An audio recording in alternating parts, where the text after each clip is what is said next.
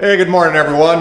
It's morning here anyway. I don't know wherever you're at. Hopefully you're having a good day so far, but I've got another project here on the Fox body while I wait for more parts to come in for the Ranger. I've got a few things that'll be coming up on that, but got a quick little project on the Fox body that I've been wanting to do for a while. I actually have a kit here from 417 Fox. It's a radio relocation kit, and going to go from a single din to a double din, and just something that's it should be a nice upgrade for it. Shouldn't be too hard of a project to do. Hopefully it'd be just a couple hours worth of work and we're done. But I'm going to get this cover taken off of this thing, basically get it unearthed, and we'll get started. So this is the 417 relocation kit, basically, that I purchased. You can see it's got a double din space here, and then this would be for your HVAC controls. Normally on a Fox body, they're up here and the radio's down below. So that's all going to be moved around. So it'll be a little bit of work in the dash doing that.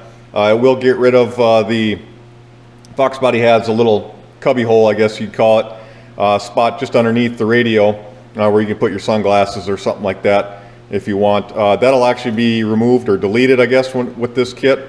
But the only thing I put there is my sunglasses, so I'll be able to easily find a different place for them.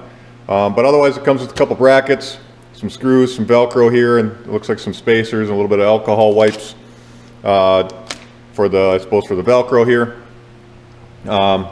Should be a fairly easy kit. The older versions that they had actually visible screws here. This one does not, so that's, I'm guessing, what the Velcro is for, but should go pretty easily here. I've seen these online already, and other people have installed them, and they look pretty sharp once all finished. So this is the radio that I went and purchased. It's a JVC. It's a cheaper model, I guess, but basically just wanted something that, you know, we could use Bluetooth and Apple CarPlay and all that stuff with it to hook up to it, the phone and stuff. And we'll see how this looks once we get it all installed, but I think this one will work for me. And for the most part, I don't really have the radio on that much, so, you know, I like to listen to the engine as I'm driving. So this is more so maybe for maps of directions, navigation, I should say, and just things like that. And so hopefully that'll work out nice and be what I expect there. So one of the first things I'll have to do here is get this bezel removed here, get the old radio out, get this little cubby hole here out. I'll have to kind of get the handle here moved back so we got some more room there, but I shouldn't have to remove too much of the center console here just to get at it. I think everything will just be right here. So we'll get this kind of removed, and we'll see. I know we're going to have to do some trimming on the dash itself for the radio to fit. So we'll see how bad that's going to be. We may have to do a little bit of rewiring, and but hopefully it goes fairly smooth, and it's not too terribly difficult here. So let's get into it. It's a little tricky getting this HVAC control head off of there, just because some of the lines are kind of tight in there, and then the cable is a little tricky to get off. But just take your time, one at a time, and without, you know, so you're not breaking stuff and scratching everything up here. So, but got that off now. Got most of the, you know, the radio out, most of that out of the way. As you can kind of see, I'll probably have to cut right here, but I got to get this metal bracket out of here yet. That kind of supports the radio. And I might have to do some more trimming back here, but we'll get into that here, and I don't think it should be too bad. All right, got the metal brackets that were both in there. This was bolted to the floor here, and then this is basically where the radio was, kind of, or supports the radio. The only thing I don't know yet is how it's going to look is when you take this bracket out, these sides on here kind of fill in, you know, back here, right behind kind of the bezel here. I don't know if you're going to see everything once I'm all back together or what. So I don't know if I end up having to cut these and reuse just the sides, or maybe make my own panels or something later just to kind of fill that in. But maybe it'll look fine. We'll see here. But got all that stuff out of the way and kind of get into some more of this. Starting to look like I might have to, when I move that HVAC head control unit down, I may have to extend the wires unless I can get the harness pulled down far enough. But the harness kind of runs right along this top edge here, and I could probably get it down to the HVAC, but it'd be right in the way of the radio, so either have to come around the side and then in, or I just got to extend the wires to get to the back side of there. So that could be a little tricky.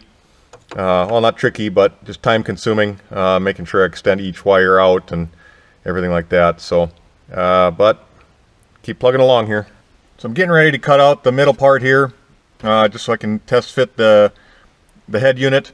I know my head unit will be long enough where it's going to hit this metal brace back here, and that'll have to be trimmed as well, or basically cut. I don't think that should affect any of the support of the dash or anything, but I will have to trim that. Now you can get a shallow unit that you won't have to trim that, but mine, because I decided to go with a DVD player in it, it's a little bit longer on top and whatnot, but like I said, I will still have to cut that. Now that brace there actually has the airbag module attached to it. I already have the bracket. It's kind of mounted like this, and then that box there slid on top of these little tabs here, and there's kind of a bunch of wiring harnesses that are attached to this brace too, to kind of keep everything tight in there from moving around. But so I got all that disconnected. I don't think, as far as the module here, it still has to stay hooked up, and I believe I'm going to try and lay it flat if I can, keep it kind of the same way it was. We'll see how everything fits back here once I'm all done, but I don't think this has any type of sensor or anything in there, so like in case of a crash or something like that, there's no, it's not going to sense it, so it doesn't have to necessarily be mounted solid or flat. I could be wrong there, so take it with, for what it's worth. But I think this just mainly monitors the other sensors that are up on the core support and other parts of the vehicle here. So we should be okay just to kind of somewhat have this loose back there. But if there's enough length here, I might try and mount it to the floor somehow, so it's laying flat like that. It'll just be a cleaner look, and maybe sit it right behind the HVAC unit here. So, but we'll start cutting more of this away here, and see if we can get that other brace cut out too, so I can start to test fit the head unit in here. Now the instructions or his video online here doesn't necessarily point out these tabs here. They're locating tabs for the HVAC unit, or the head of it. I think he mentions tabs or calls them something else, but basically in the upper position, that helps locate it.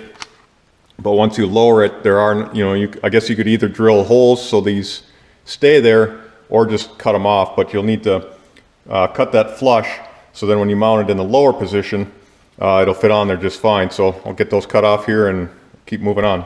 And I don't know if you can see this real well, but on my HVAC control here, this side is nice and straight, where this side, you can kind of see it flares out a little bit and then comes back. When I kind of test fit that in the dash on the bottom, this little spot kind of down here is a little bit too wide, so I'm going to try and just sand that flat, and that'll give me a little bit more room down in there.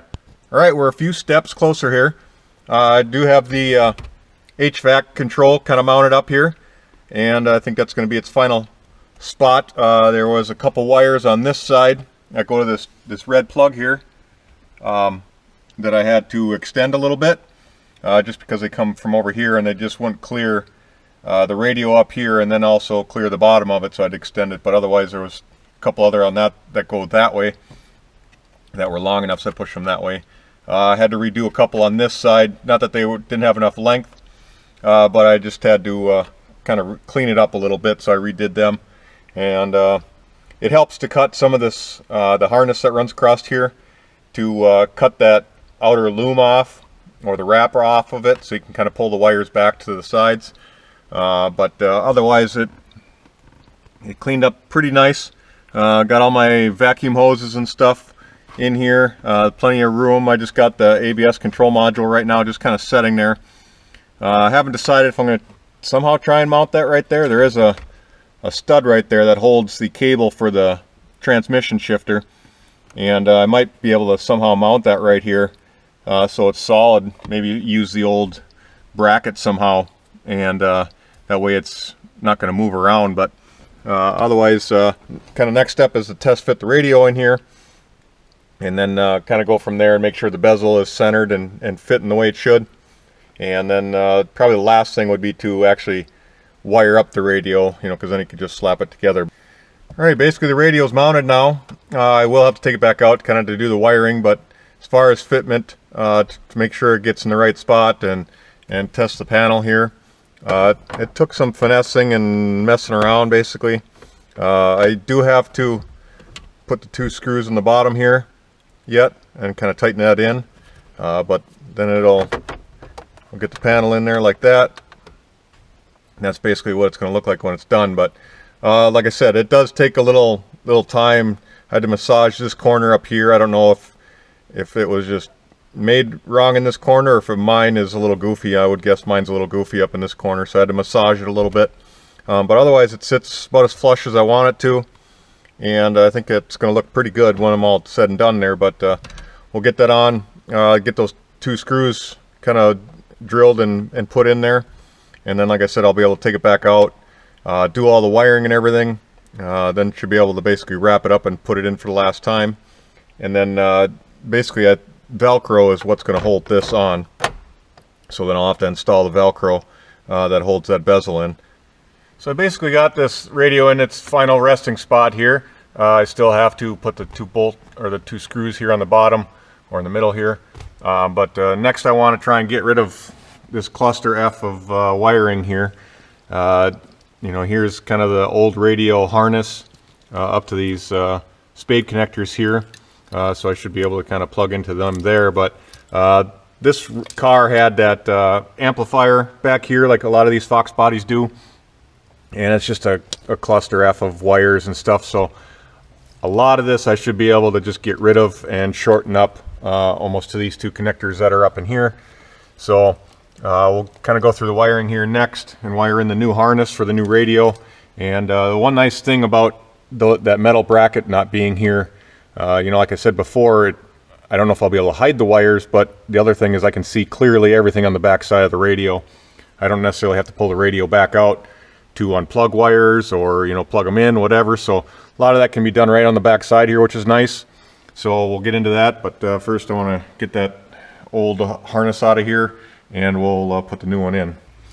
All right, got all the power hooked up and kind of the wires tucked back up underneath there. I'm not fully done with the wiring. I do have to run the microphone for the hands-free speaker for the phone, but otherwise I've been just trying to make sure that my speakers are hooked up correctly, like the left front is left front, right rear is right rear, that sort of thing, and making sure they all work. But so far the stereo actually sounds pretty good. I haven't even really needed to adjust it much, and it's sounded pretty good so far. So I'm sure I'll dig into it some more here.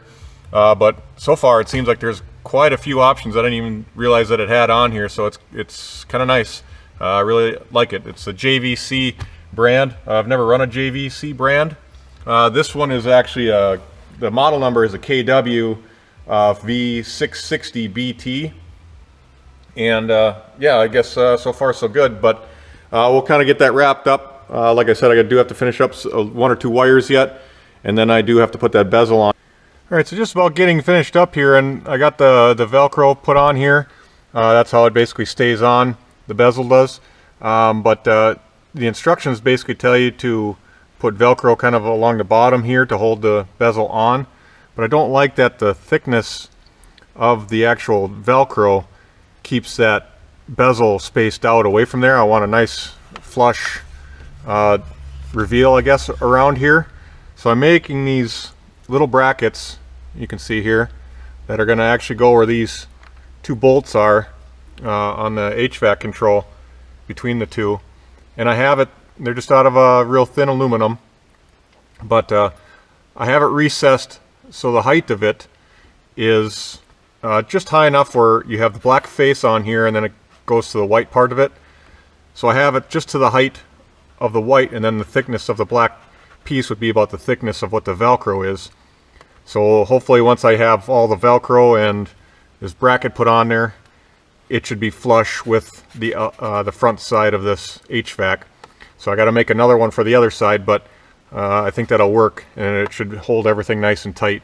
Either that, or I was going to try and make some sort of bracket on the bottom here to hold it down, but I think this will work out good. I don't necessarily have to drill any more screws, anywhere else or anything, but and when if you do it, if you don't care that there's just a little bit of a gap around there, that's fine, but I want to try and do this to make it as nice and tight as possible. So all right, that's the finished product right there. Bezel's fitting nice now, got to sit in there nice, and a little bit of adjusting here and there. You might have to, like I had to on this corner, I had to massage it, both the edge here and on the back side, so it sat in there further, but you just got to take your time. And otherwise, yeah, I like the way it looks. Looks pretty sharp, and so far, yeah, liking the radio, and just got to do a little bit of cleaning here. So I highly recommend this. Like I said, it's a 417 Fox trim bezel relocation kit. So if you have a Fox body of your own, go ahead and get one of those. It's worth it, I think. So I picked up an item here that I've been wanting to do for a long time. It's hood struts for the Mustang, and you know, for the longest time I've been wanting to get rid of the prop rod here and go with shocks, but being this is a fiberglass hood, an aftermarket hood, I was always worried about it possibly cracking, because you know, the normal shocks would be for a steel hood, obviously, which weighs a lot more and it's a little bit stronger, and I was always just worried that it would maybe start to crack right above where that strut would come up and mount to it, and I didn't know if it would actually mount to the same area, or if I'd have to modify the hood quite a bit or what, but I found out that this kit here is actually made for fiberglass hoods, so they're a lighter strut, and looks like everything should kind of secure nice and tight. You know, even these brackets that go on the hood here, you always worry if it's a rivet or a screw. Being fiberglass, it could pull out fairly easy, you know.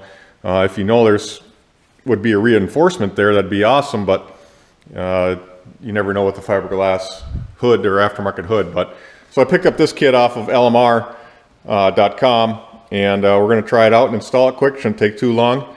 Just got to get it measured correctly, and the instructions kind of go through that pretty good. So we'll get that installed here quickly. So first thing they want you to do is measure from the back of the hood forward. You're supposed to go 21 5/8. So I kind of put a little bit extra longer piece of tape on here, but I have a few measurements marked out on here. I don't know how specific or how close this has to be. Being aftermarket, it's not exact fit, but there's a little bit bigger gap here than I think factory would have, and the way the pictures look too on the instructions. But they tell you, I think if it's a stock hood, you're supposed to go 21 5/8. But it says if you have an aftermarket hood, you should go 23 1/2. I don't know why such a big gap like that. Basically, the hood doesn't come up as high, but you won't have it bottom out. That's kind of the biggest thing, is you don't want that shock to bottom out when you close the hood and then it bends stuff and wrecks stuff. So, but I'm going to try and fit it out here and just see where the brackets come out. But right now I'm just kind of making measurements here and go on to the next step. All right, so I got this other bracket here kind of mocked up, the bottom bracket, and I tried to figure out where the center of the ball is going to be on the fender. So once I kind of know where that's going to be according to the directions, what I want to do is double check that the, let me get the hood down here.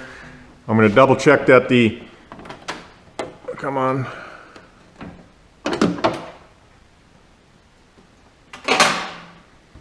We're going to double check the measurement.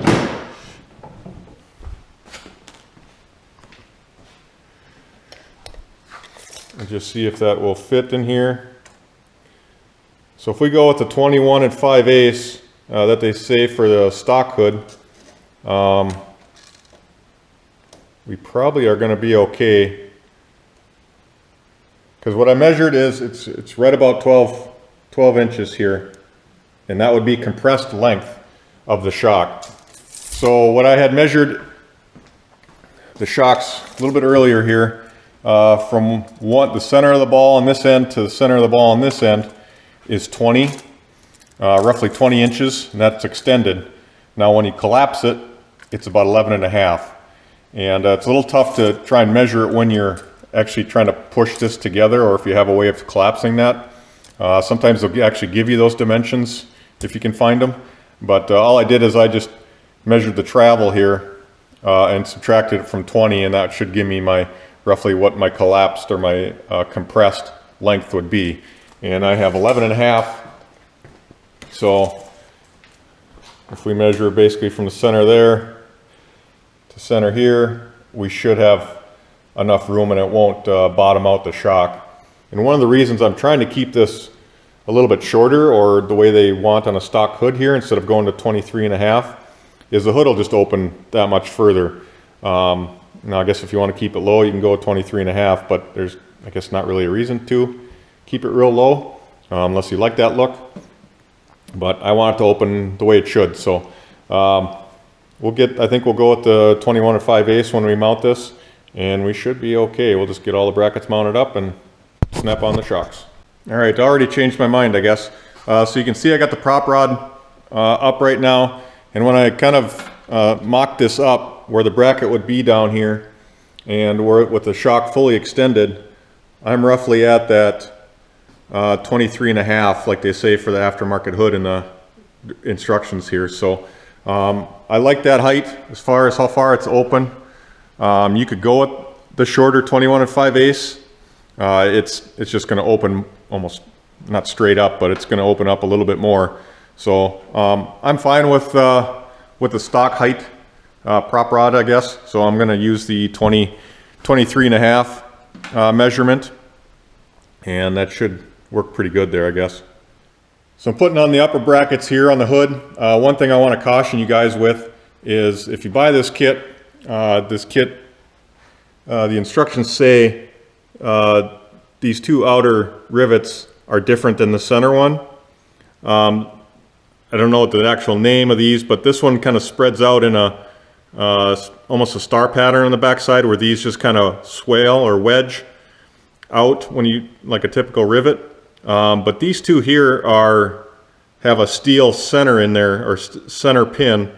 The middle one has an aluminum one, and to be careful if you're putting this on a fiberglass hood, you can hear that. I mean, if you try to pop that off when you're tightening that up and trying to get that to break, that could just pull right through the fiberglass. So use caution there. I ended up not going all the way and then just using a saw to kind of cut them off, a little grinder to cut them off flush. I'll have to put a little paint on there just to touch them up. But that's something that could happen. Even the center one that's aluminum, you could hear it starting to crack the fiberglass, where fiberglass is just that way. But so just be aware of that. Be very careful when you're tightening them up. All right, there we go. Both shocks are installed now. Hood prop, I can take that off here soon. Get that out of the way. They seem to work real good. There's a little bit of, just to get them going, to go down. A little tough right at the very top, but as long as you're careful, and I don't think that should hurt the hood. And then, about halfway or so, then it goes pretty easily. Won't hold it up there. So I think the struts are set just right as far as pressure on them. So I'm happy with that. We'll see how that holds up with the hood. All right, a couple of nice improvements for the Fox body. Got the radio in. Also got the shocks on the hood. So I think I'm really going to like that. We'll get rid of that hood prop rod. And yeah, until next time, guys. We'll see you later.